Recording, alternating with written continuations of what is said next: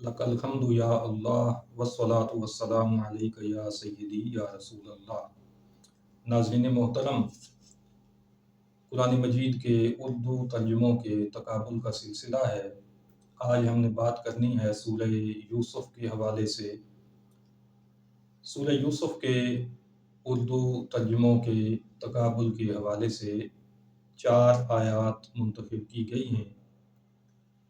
सूरह मुबारका की आयत नंबर 8 में इरशाद रब्बानी है, इन्ना अबाना लफ़ी दलालिम मुबीन। मामला ये था कि हज़रत सैयदुना याकूब अलैहिस्सलाम के बेटों ने आपस में गुफ्तगू करते हुए ये कहा कि हमारे अब्बा जान हमारी निस्बत यूसुफ और बिन्यामीन से ज़्यादा प्यार करते हैं, हमारी तरफ उनकी तवज्जो कम है। इस ज़िमन में उन भाइयों ने ये कहा, इन्ना अबाना लफ़ी दलालिम मुबीन। इसका तर्जुमा सबसे पहले हम देखेंगे मौलवी महमूदुल हसन देवबंदी का। महमूदुल हसन साहिब दारुल उलूम देवबंद के इब्तिदाई तलामज़ा में से हैं। 1851 में इनकी पैदाइश है और 1920 तक ये मौजूद रहे हैं दुनिया में।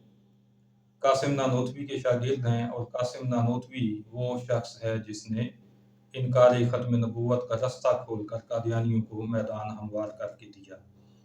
महमूदुल हसन देवबंदी को देवबंद के हलकों में शेखुल हिंद के नाम से याद किया जाता है। ये साहिब इस आय मुबारका का तर्जुमा यूँ करते हैं, अलबत्ता हमारा बाप सरी खता पर है, यानी नबी हज़रत याकूब अलैहिस्सलाम उनके बेटे अपने वालिद गिरामी जो अल्लाह के नबी हैं उनके बारे में ये कह रहे हैं कि हमारा बाप सरी खता पर है। नाज़रीन, क्या ये मुमकिन है कि नबी के बेटे हों और आदाब नबूवत का पता ना हो और नबी को ख़ताकार कह रहे हों? क्या उनको ये मालूम नहीं कि नबी मासूम हुआ करते हैं? बहरहाल आगे चलिए। दूसरा तर्जुमा आपके सामने रखा है अशरफ अली थानवी का। ये साहिब महमूदुल हसन देवबंदी के शागिर्दों में से हैं, तो ज़ाहिर है जो गुल उस्ताद खिलाएगा शागिर्द ने भी उसी डगर पर चलना होता है। थानवी साहिब ने हिफ्ज़ुल ईमान में करीमा का सल्लल्लाहु अलैहि वसल्लम के इल्म मुबारक पर बहस करते हुए शदीद गुस्ताखी का इर्तिकाब किया। इनका तर्जुमा भी अल्लाह और रसूल के हवाले से बदतहज़ीबियों का मुलक्का नज़र आता है। इस आयत के ज़िमन में लिखते हैं, वाकई हमारे बाप इस मुकद्दमा में खुली गलती में हैं। अगला तर्जुमा है मोहम्मद जूनागढ़ी का। 1890 से 1941 इनका ज़माना हयात है और कारनामे इनके भी वही हैं जो इस तबके के बाकी लोगों ने अंजाम दिए हैं। ज़रा इस आयत का तर्जुमा भी देख लेते हैं। जूनागढ़ी साहब ने लिखा, कोई शक नहीं कि हमारे अब्बा सही गलती पर हैं। उसके बाद अब्दुल माजिद दरियाबादी का तर्जुमा 1892 से 1977 ये इनका ज़माना हयात है। ये साहिब कॉलेज के पढ़े हुए थे, एमए इन्होंने किया हुआ था अलीगढ़ कॉलेज से, किसी मदरसे में नहीं पढ़े। सहाफ़त को अपनाया और सहाफ़ती सरगर्मियों में मशगूल रहे। फिर कुछ ज़माने के बाद जब दीन की तरफ कुछ रग़बत हुई तो कुरान मजीद का तर्जुमा करने की ठान ली और ख़ुद इन्होंने लिखा कि 75% इनका तर्जुमा अशरफ अली थानवी ही के तर्जुमा से माख़ूज़ है। तो ज़ाहिर है कि जो कुछ वहाँ पे मामलात होंगे वही इन्होंने भी करने थे कि वहीं से तो तर्जुमा उठाया है, लफ्ज़ी चंद तब्दीलियाँ की होंगी। इस आयत के ज़िमन में क्या लिखा ज़रा तवज्जो से सुनिएगा। बेशक हमारे बाप तो बिल्कुल बहक गए हैं। महमूदुल हसन ने और अशरफ अली थानवी ने ख़ता और गलती का लफ्ज़ इस्तेमाल किया था और दरियाबादी साहिब ने बहकने का लफ्ज़ इस्तेमाल किया। नऊज़ु बिल्लाहि मिन ज़ालिक। अबुल आला मौदूदी 1903 से 1979 तक का ज़माना, जमात इस्लामी के बानी और دینی تعلیم سے بالکل کورے۔ یہ بھی صحافی تھے، جرائد میں لکھتے رہے، اخبارات میں لکھتے رہے، اور پھر آہستہ آہستہ یہ مفسر قرآن بن گئے۔ ان کی وفات امریکہ میں ہوئی تھی، وہاں سے میت کراچی لائی گئی، لوگ اکٹھے ہوئے ایئرپورٹ پہ کہ جی مفسر قرآن صاحب کی زیارت کرنی ہے، لیکن چہرہ نہیں دکھایا گیا۔ پھر لاہور میں جنازہ ہوا، وہاں پر بھی لوگوں نے منتیں کی لیکن چہرہ نہیں دکھایا گیا۔ وجہ صاف ظاہر ہے کہ ساری زندگی انبیاء اور اولیاء اور صحابہ اور اہل بیت کی شان میں گستاخیاں کی ہوں تو پھر چہرہ دکھانے کے قابل رہتا کیسے ہے؟ یہ ممکن ہی نہیں ہے۔ ذرا ترجمہ دیکھیے گا۔ سچی بات یہ ہے کہ ہمارے ابا جان بالکل ہی بہک گئے ہیں۔ تو انہوں نے بھی دریابادی کو کاپی کیا اور وہی الفاظ تقریباً استعمال کیے۔ فتح محمد جالندھری، یہ صاحب 1916 میں پیدا ہوئے، 1982 تک یہ زندہ رہے ہیں۔ ان کی ترجمہ قرآن کے علاوہ کوئی ایک کتاب بھی موجود نہیں ہے، کوئی تصنیف نہیں ہے، اور اس دور کے علماء کے تذکروں میں کہیں بھی ان کا ذکر نہیں ملتا۔ اس سے یہ سمجھ آ جاتی ہے کہ علمی حیثیت کیا تھی۔ جہاں تک ان کے ترجمہ قرآن کا تعلق ہے، اس حوالے سے محققین کا یہ کہنا ہے کہ ڈپٹی نذیر احمد کے ترجمے کا مسودہ یہ اپنے ساتھ لے گئے تھے، اس ترجمے کو مرتب کرنے والی کمیٹی میں شامل رہے اور پھر وہ مسودہ ساتھ لے گئے اور اسی میں چند تبدیلیاں کر کے اسے اپنے نام سے چھاپ دیا۔ ان کے ترجمہ کے الفاظ دیکھیے، کچھ شک نہیں کہ ابا صحیح غلطی پر ہیں۔ اس کے بعد مفتی تقی عثمانی کا ترجمہ آپ کے سامنے رکھا جا رہا ہے۔ ان کو آج کل شیخ الاسلام کہا جاتا ہے دیوبند کے حلقوں میں۔ شیخ الاسلام صاحب 1943 میں پیدا ہوئے ہیں۔ انہوں نے ترجمہ کیا جس کا نام رکھا آسان ترجمہ قرآن۔ ہو سکتا ہے وہ واقعی سچے ہوں، انہوں نے آسان ترجمہ ہی کیا ہو۔ آسان تو وہ ہو سکتا ہے لیکن بدتمیزیوں سے بھرپور ہے، اس لیے کہ گھٹی ہی ایسی ملی ہوئی ہے۔ ترجمہ لکھتے ہیں، ہمیں یقین ہے کہ ہمارے والد کسی کھلی غلط فہمی میں مبتلا ہیں۔ اوپر والوں نے خطا کار اور بہکا ہوا قرار دیا، غلط کار قرار دیا، اور ان صاحب نے نبی کے فہم کو ہی ناقص قرار دے دیا۔ ہمیں یقین ہے کہ ہمارے والد کسی کھلی غلط فہمی میں مبتلا ہیں۔ اب ذرا روافظ کی طرف چلتے ہیں۔ مولوی فرمان علی کا ترجمہ ملاحظہ کرتے ہیں۔ یہ صاحب 1876 میں پیدا ہوئے تھے، 1916 تک ان کا زمانہ حیات ہے۔ انہوں نے ترجمہ کیا ہے، اس میں کچھ شک نہیں کہ ہمارے والد یقیناً صریح غلطی میں پڑے ہیں۔ تو انہوں نے بھی نجدیوں کی طرح ایسا ترجمہ کیا کہ جو نبی کی شان کے لائق نہیں ہے بلکہ نبی کی شان میں گستاخی کا شاکار ہے۔ اب ہم دیکھیں گے کنز الایمان، ایمان کا خزانہ۔ امام اہل سنت، مجدد دین و ملت، سیدی و سندی امام الشاہ احمد رضا خان فاضل بریلوی رحمۃ اللہ تعالی علیہ، آپ نے اس آیت کا ترجمہ یوں کیا، بے شک ہمارے باپ صراحتاً ان کی محبت میں ڈوبے ہوئے ہیں۔ کتنا خوبصورت ترجمہ ہے، ایمان کا واقعی خزانہ نظر آتا ہے یہ ترجمہ، کہ یوسف علیہ السلام کے بھائیوں نے اپنے ابا جان حضرت یعقوب علیہ السلام کے حوالے سے کہا کہ ابا جان یوسف اور بنیامین کی محبت میں ڈوبے ہوئے ہیں، ان کے ساتھ شدید محبت کرتے ہیں اور ہماری طرف ان کی وہ توجہ نہیں ہے جو ان دو بھائیوں کی طرف ہے۔ تو یہ ہے ایمان کا خزانہ۔ سورہ یوسف کی آیت نمبر 12، ارشاد ربانی ہے، ارسلہ معنا غدًا یرتع ویلعب وَإِنَّا لَهُ لَحَافِظُونَ۔ حضرت یوسف علیہ السلام کے بھائیوں نے اپنے ابا جان سے یہ ریکویسٹ کی کہ آپ یوسف کو کل ہمارے ساتھ بھیج دیں، ہم جنگل میں جائیں گے تاکہ چھوٹے بھائی کو ہم ساتھ لے جائیں اور ان کا دل بہلا لائیں۔ اس حوالے سے انہوں نے کہا ارسلہ معنا، ذرا ترجمہ دیکھیے گا ابوالعلا مودودی کا۔ ارسلہ معنا غدن، کل اسے ہمارے ساتھ بھیج دیجئے، یرتا و یلعب، کچھ چر چگ لے گا اور کھیل کود سے بھی دل بہلائے گا، وَإِنَّا لَهُ لَحَافِظُونَ، ہم اس کی حفاظت کو موجود ہیں۔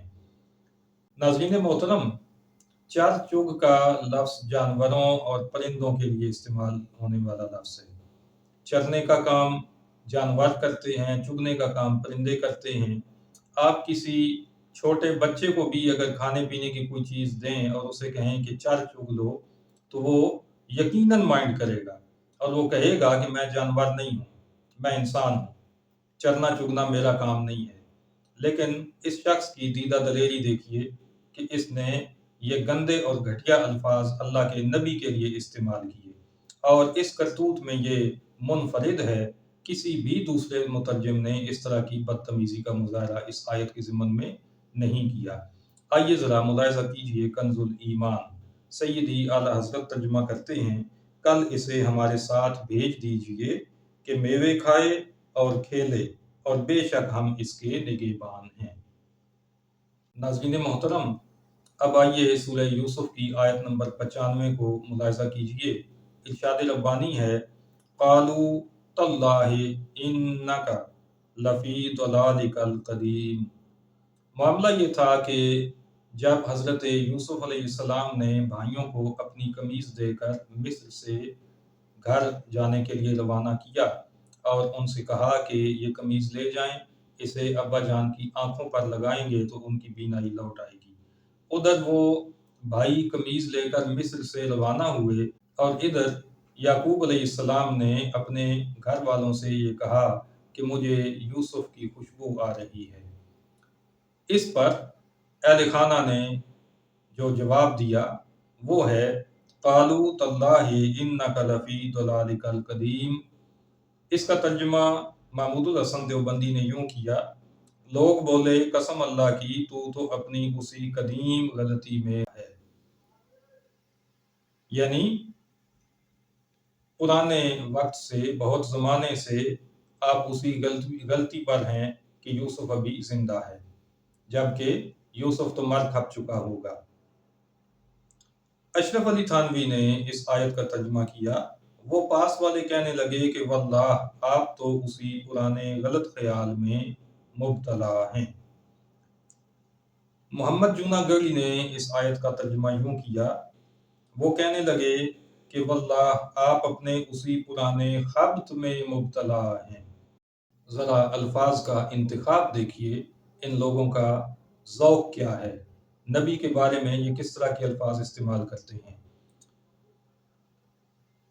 عبد الماجد دریابادی کا ترجمہ ملاحظہ کر لیجئے، لوگوں نے کہا بخدا آپ تو اپنے اسی قدیم وہم میں مبتلا ہیں۔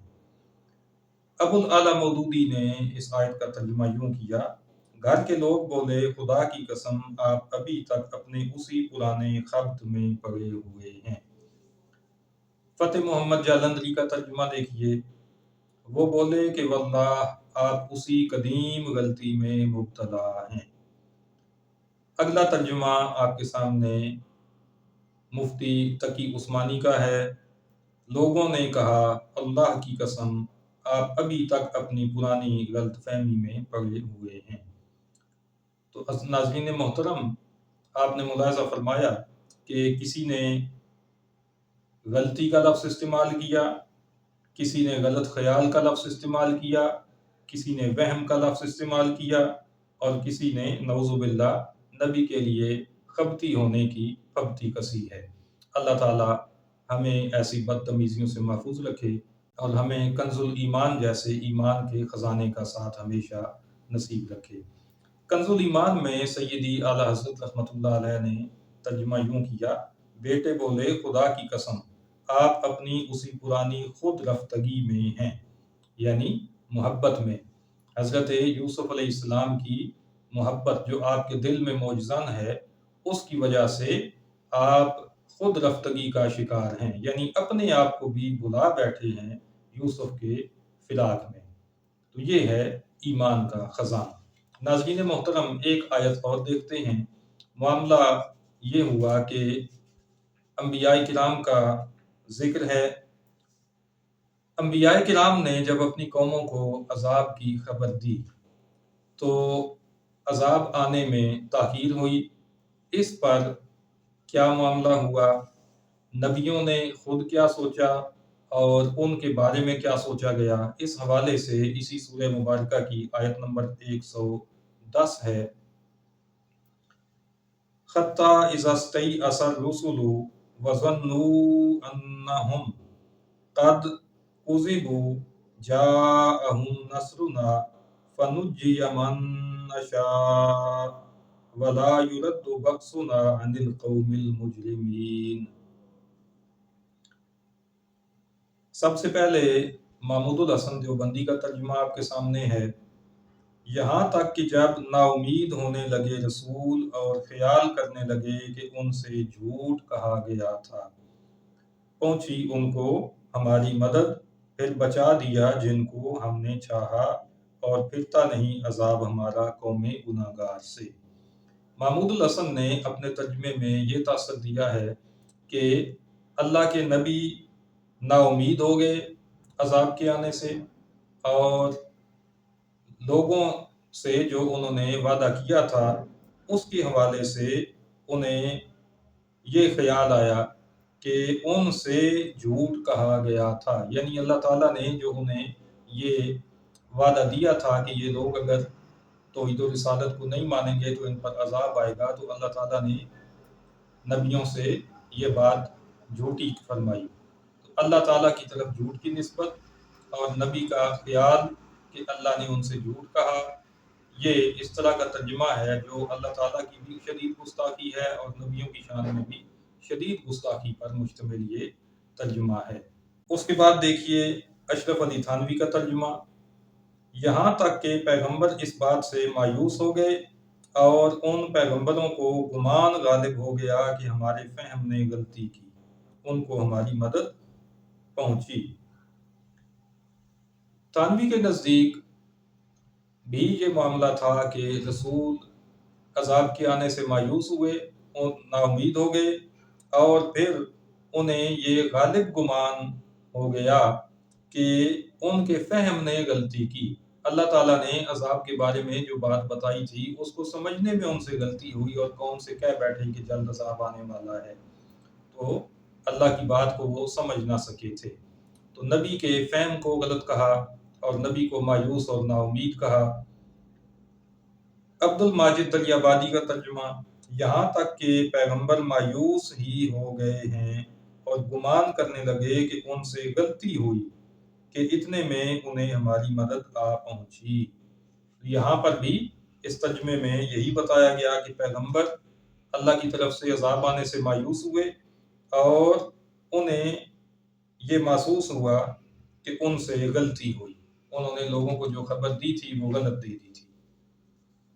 فتح محمد جالندری نے ترجمہ کیا۔ یہاں تک کہ جب پیغمبر نا امید ہو گئے اور انہوں نے خیال کیا کہ اپنی نصرت کے بارے میں جو بات انہوں نے کہی تھی اس میں وہ سچے نہ نکلے، تو ان کے پاس ہماری مدد آ پہنچی۔ تو فتح محمد جالندری نے بھی ایک طرف نبیوں کو نا امید قرار دیا اور دوسری جانب یہ کہا کہ نبیوں نے یہ سمجھ لیا کہ ان سے غلطی ہو گئی ہے اور انہوں نے جو بات اپنی قوم سے کہی تھی اس میں وہ جھوٹے ثابت ہو گئے ہیں، ان کی بات سچی نہ نکلی۔ ناظرین محترم، اب ذرا آئیے ایمان کا خزانہ سامنے رکھیے، کنز الایمان شریف، اور دیکھیے کہ امام اہل سنت سیدی امام احمد رضا خان بریلوی قادری رحمۃ اللہ تعالی علیہ نے اس آیت کا کیا ترجمہ فرمایا۔ آپ لکھتے ہیں، یہاں تک کہ جب رسولوں کو ظاہری اسباب کی امید نہ رہی اور لوگ سمجھے کہ رسولوں نے ان سے غلط کہا تھا، اس وقت ہماری مدد آئی تو جسے ہم نے چاہا بچا لیا گیا اور ہمارا عذاب مجرم لوگوں سے پھیرا نہیں جاتا۔ یعنی نبی اللہ تعالیٰ کی طرف سے نا امید نہیں ہوئے، ظاہری اسباب کے حوالے سے ان کو امید نہ رہی، اور دوسری بات یہ کہ لوگ یہ سمجھے کہ نبیوں نے ان سے غلط کہا تھا۔ یہ لوگوں کی غلطی تھی، ان کی غلط فہمی تھی کہ انہوں نے نبیوں کو غلط قرار دیا۔ یہ لوگوں کی سمجھ کی خرابی ہے، جبکہ نبیوں نے جو کچھ کہا تھا وہ بالکل درست تھا، اس لیے کہ نبی تو اللہ کے فرمان کے علاوہ کچھ کہتے ہی نہیں، وہ بولتے ہیں تو وحی کی طاقت سے بولتے ہیں۔ تو ناظرین محترم، یہ 4 آیات ہم نے آپ کے سامنے رکھی ہیں، اس سے آپ کو اچھی طرح اندازہ ہو گیا ہوگا کہ دیوبندیوں کے، وہابیوں کے اور شیعوں کے تراجم کس قدر گستاخانہ ہیں اور کس قدر بندے کو مس لیڈ کر کے جہنم کی طرف پہنچانے والے ترجمے ہیں۔ واحد ترجمہ جو درست ترین ترجمہ ہے اور جس ترجمے کو پڑھ کے انسان ایمان کی حلاوت کو پا لیتا ہے، وہ ہے کنز الایمان۔ اس کے ساتھ اپنا تعلق مضبوط بنائیے، اپنے گھر میں کنز الایمان رکھیے، خود پڑھیے، اپنے احباب کو پڑھوائیے اور اپنی اولاد کو تاکید کیجیے کہ وہ ہمیشہ قرآن فہمی کے لیے کنز الایمان کو اپنے سینے سے لگا کر رکھیں۔ وما علینا الا البلاغ المبین۔